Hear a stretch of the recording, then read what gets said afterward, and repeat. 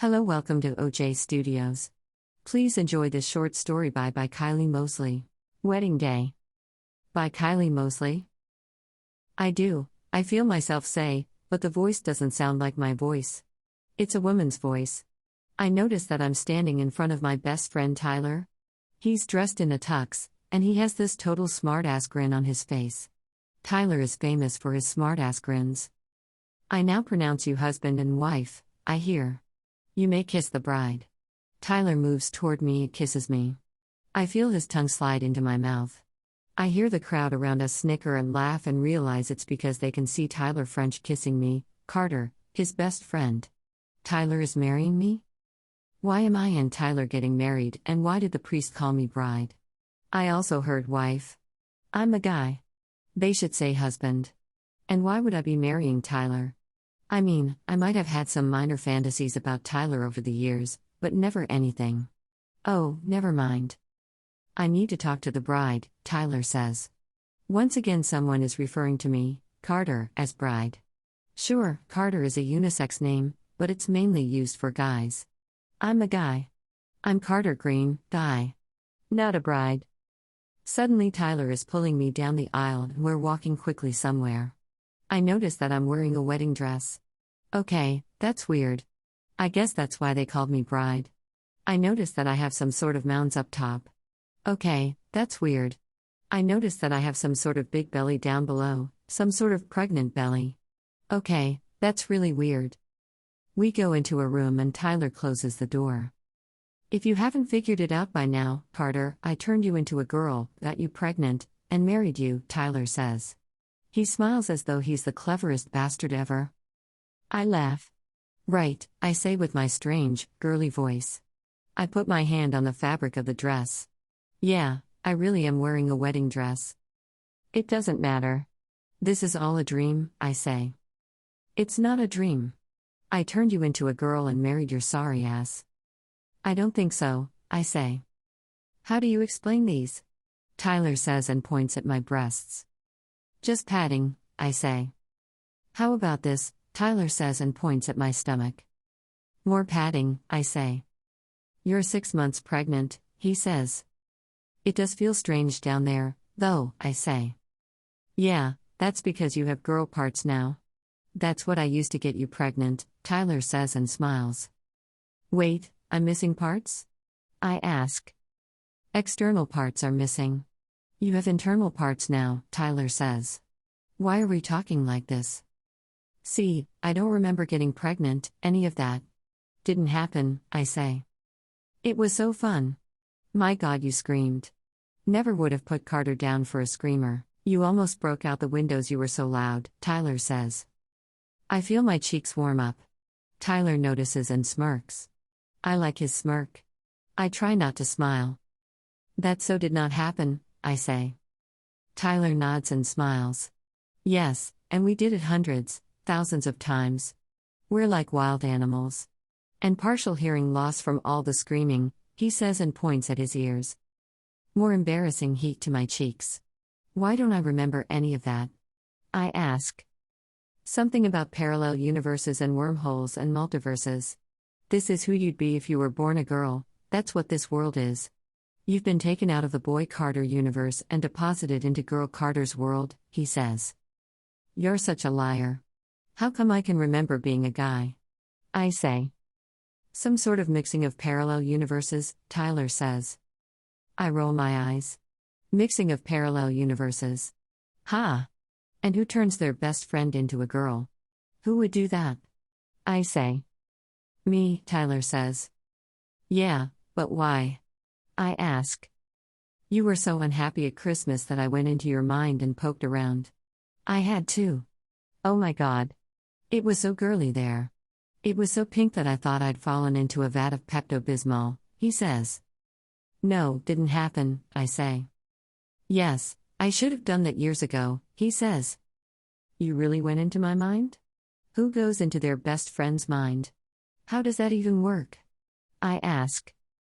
Usually I never do that because I discover such cringy stuff that I wish I'd never been born, but it was an emergency, Tyler says. You can go into people's minds? I don't think I like that. I don't want you tramping around in my mind, I say. I hated how sad you were. And it was so girly in there, in your mind, I was shocked. It was obscenely girly. Everything was fluffy and velvety and satiny. It was as though you'd invented girly, he says. Okay, fine, made your point, I say. Harder, that's when I felt totally in love with you and knew what I had to do, Tyler says. Turn me into a girl, knock me up, and get me into some shotgun wedding, I say and smile. Exactly, he says and eventually makes a face. If I know my Tyler faces, and I'm an expert in Tyler's faces, he's expressing glee. What? I ask because of the total glee face he made. But do I really want to know? I loved knocking you up, he says. I roll my eyes. Of course you did, I say. It was fun inseminating you, he says. I sigh loudly. And based on your panting and screaming and writhing, I know you liked it too, he says. Would you shut up? I say and Tyler laughs as though I'd said something funny. I know how to push your button. Get it? That's what you have now, down below, he says. Now I close my eyes and shake my head. Tyler laughs again. I realize that I love when Tyler laughs. I love your laugh, I say. Such a girl, he says. Yep. And I loved when you Frenched me at my wedding, I say. I knew you'd like that, he says. How? I ask. I found out everything you like when I poked around in your mind. I discovered you had a huge yearning to share spit with me. I have to laugh at that. I'm going to spend my life doing everything that you like every day. I'm going to make your life absolutely and completely perfect, Tyler says. Oh, crap, I say and feel a huge crying fit come on. I notice that Tyler is smiling like he won something. Such a total girl, he says. Thanks, I say and kiss him. You're welcome, he says. I shake my head. And how did you get it so perfectly timed that I'd say, I do right when I became aware of reality? You did that, didn't you? I ask. Yeah, Tyler says, and then he tells me about the other times he wanted me to first become aware of being Girl Carter, but each example is so filthy I can't write any of them down. Use your imagination. Oh my God. You can't say stuff like that, I say. He just laughs. You married me. I heard you say, I do, Tyler says. What the heck did I marry? I ask. Tyler just laughs and laughs like a total doofus. I feel surprisingly good, better than I've ever felt. I'm happy, I say. To celebrate, I tell Tyler something so filthy I'm kind of surprised it doesn't permanently damage him. Tyler looks shocked, at least partially shocked. I'm surprised, Tyler says. How so? I ask. I didn't expect this to work this well. You're supposed to need to be calmed down, eased into womanhood. That's why I rushed you somewhere we could be alone. So you could melt down and then recover. Instead, you tell me you're happy in things that aren't even anatomically possible. I laugh and laugh and laugh. So where are we going for the honeymoon? I ask to change the subject. Fiji. You're going to be naked on the beach and screaming, Tyler. We'll probably get kicked out of Fiji. Then he says something that is so insanely filthy I'm surprised the police don't kick down the door and arrest him, and I feel things that I have never felt before in places I've never felt things before. I need to sit down, so I do. I want to spend my life telling you things that are so dirty that you have to sit down. Shut up, I say. You loved it. You want to try it. All of it, he says. Double shut up, I say. I love you, Carter, he says and puts his hand on my cheek. I feel my eyes tear up a little, then he tells me something filthy I can do from chair height, and my first thought is that I want to try that. I desperately bite my lip so he can't see how eager I am. He bites his lip because he doesn't want to jinx my eagerness with his own eagerness. You know, you're really hot, he says, and then he says something really filthy. Then he says something even filthier. My eyes bug out. You need to stop saying all that dirty stuff, I say. Why? Are you feeling things you've never felt before? He asks. I nod. Are they good things? He asks. Oh God, yes, I blurt out. Then I'm never going to stop, he says. I smile. Oh, you did notice that you have breasts and are pregnant? You have a female body. Everything, he says. Yeah, thanks, I did notice that, I say. I say something filthy, and Tyler's eyes bug out, which makes me laugh. I love how happy you are now. I'm glad I married you, he says. Me too, I say. Smartest thing I ever did. Well, besides turning you into a girl, he says. And knocking me up, I say. Yeah, definitely, he says. Just then there is a quiet knocking at the door. Tyler goes over and opens it a crack. Just give me 1 second, then you can come in, Tyler says to the person on the other side of the door. Okay, Carter, you need to know something, he says.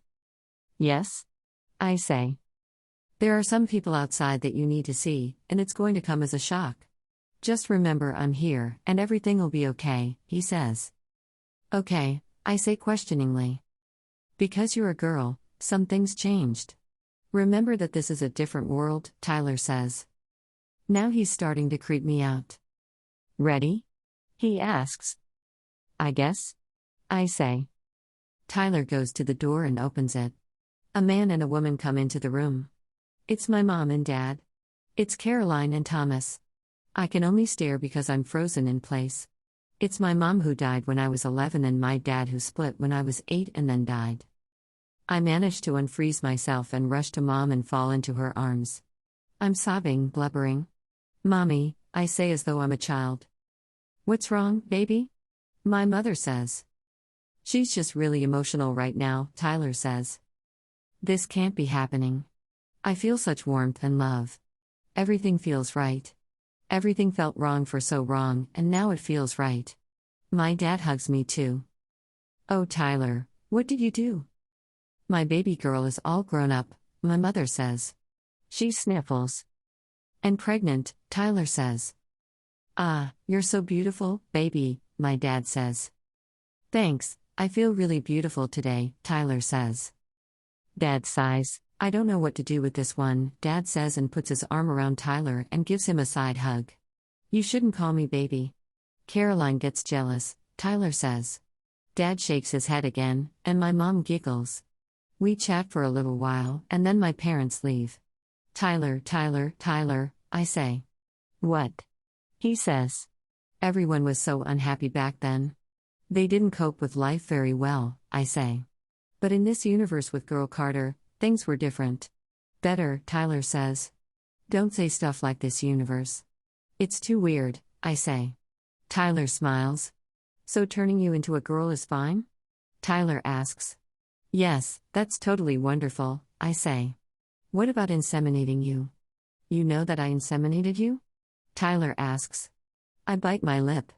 Yes, that's great too, and the shotgun wedding? No problem there? He says.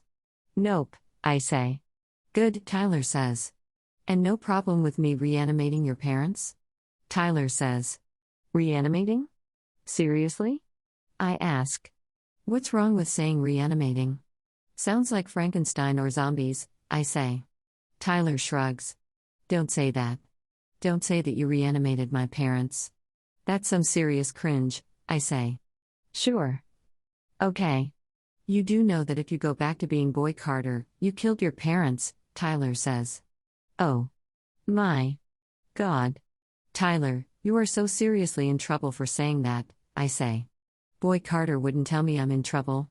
Boy Carter would just laugh and tell me that I'm funny, Tyler says.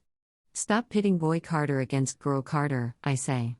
Boy Carter wouldn't tell me to stop pitting Boy Carter against Girl Carter, he says and smiles. Yeah, but Boy Carter doesn't have these, I say and point at my breasts. Tyler nods thoughtfully. I can't wait to make you scream again.